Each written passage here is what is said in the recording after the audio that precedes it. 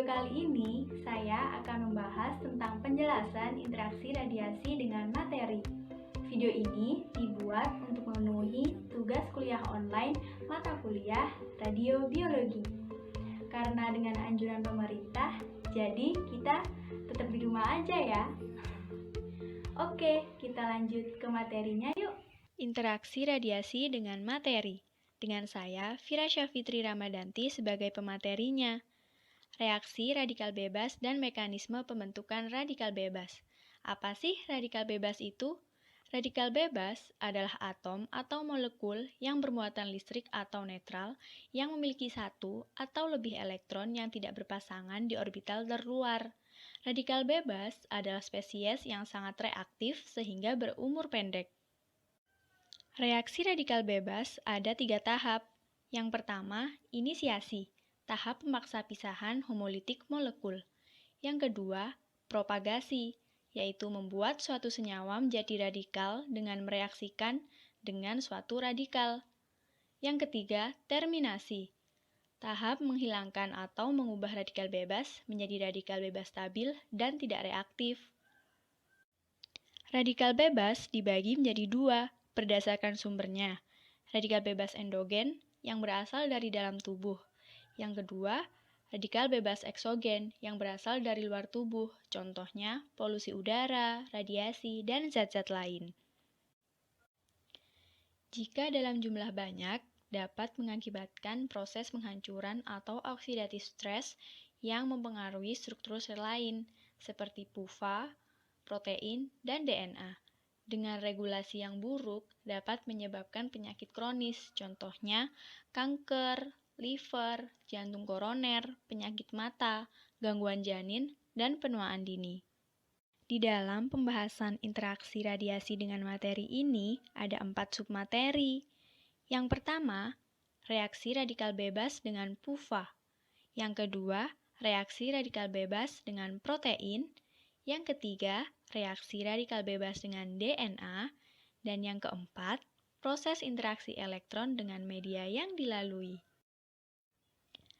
Kita langsung ke submateri yang pertama yuk. Reaksi radikal bebas dengan PUFA.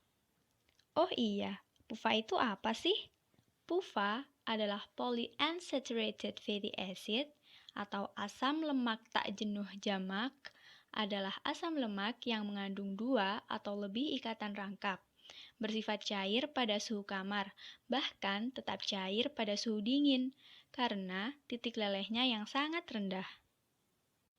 Peran PUFA adalah transport dan metabolisme lemak, fungsi imun, serta mempertahankan fungsi dan integritas membran sel.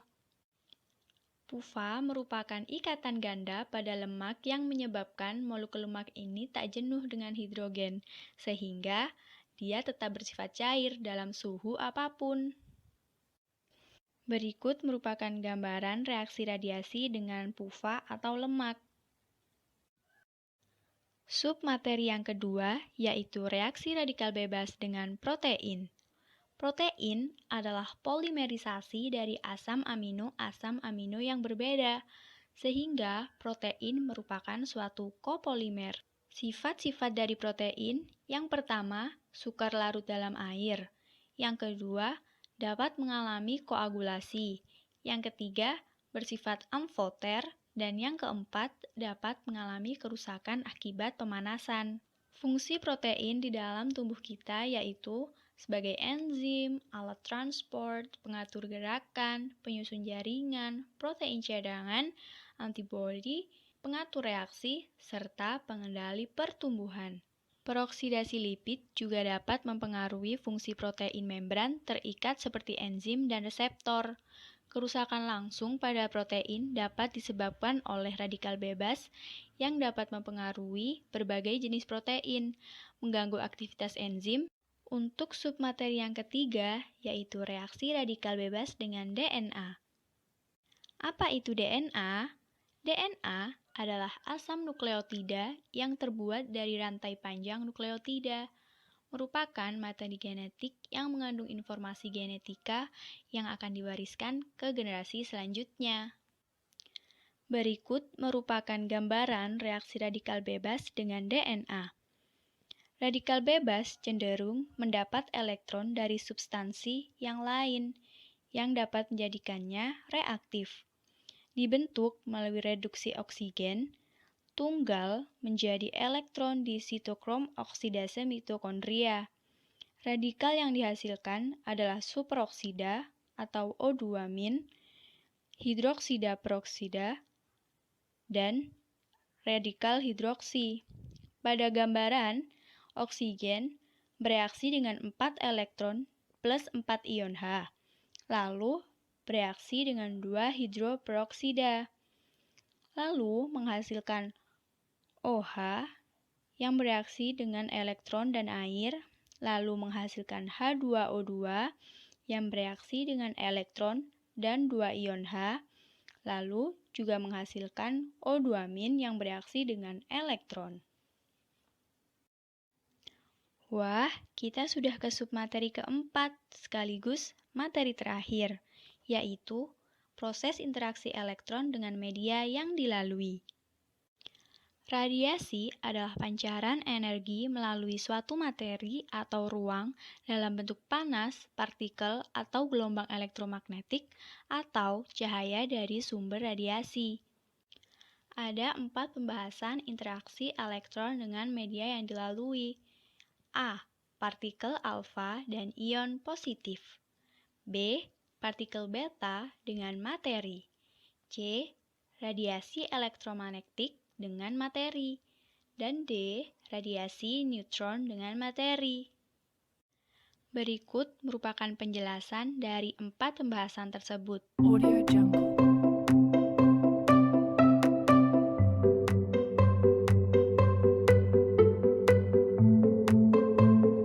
Audio Jungle.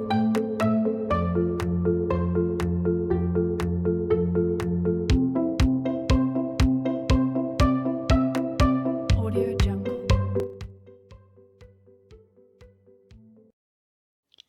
Radikal bebas dapat dikurangi atau dinetralisir dengan adanya antioksidan di dalam tubuh atau dari luar tubuh.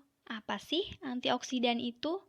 Antioksidan adalah inhibitor yang bekerja menghambat oksidasi dengan cara bereaksi dengan radikal bebas reaktif membentuk radikal bebas tak reaktif yang relatif stabil, sehingga dapat melindungi sel dari bahaya radikal bebas oksigen reaktif. Berikut merupakan gambaran dari reaksi radikal bebas dengan antioksidan yang dapat menyangkal atau menetralisir radikal bebas tersebut. Antioksidan dapat berupa mikronutrien B-karoten, vitamin C, dan vitamin E atau alfa-tokoferol. Senyawa alfa-tokoferol akan mengoksidasi elektron yang tak berpasangan dari radikal bebas. Gugus ester yang direaksikan dengan vitamin E dengan OH menjadi asam karboksilat dan vitamin E. Gugus ester dan vitamin E menjadi asam karboksilat dan non-radikal bebas. Hidroperoksida dibantu atau mengeluarkan vitamin E menjadi 2 air dan oksigen. Audio Jungle. Alhamdulillahirrabbilalamin, penjelasan tentang interaksi radiasi materi telah selesai. Yeay! Sekian penjelasan dari saya. Jika ada kesalahan, mohon maaf dan semoga bermanfaat. Wassalamualaikum warahmatullahi wabarakatuh. Bye-bye.